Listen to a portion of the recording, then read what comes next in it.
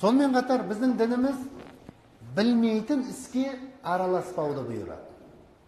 Білесің бе, айналыс. Білмесең, араласпа. Пайғамбарымыз саллаллаху алейхи ва саллям хадисте айтады: "Хусну исламил мар'i таркуху ма ла яни". Бұл пайғамбарымыз саллаллаху алейхи ва саллямның хадисі. Момын мұсылманның исламының, дінінің дұрыстығының белгісі дейді. Ол өзіне қатысы жоқ мәселеге араласпайды. Анағанда, мынағанда мұрнын тығып, тұмсығын тығып, сөйтіп жексұрын болып жүрмейді момын мұсылман. Момын мұсылман ол өзінің орнын білетін пенде. Момын мұсылман ол өзінің дінін, өзінің иманын әрдайым жоғары ұстап жүретін Алланың құлы сүйікті. Ол ешкімге жексұрын болмайды. Ешкімнің алдында жаңағыдай төмен болып ол көрінбеу керек. Әрбір адамның алдында момын мұсылман азиз, құрметті болып тұру керек.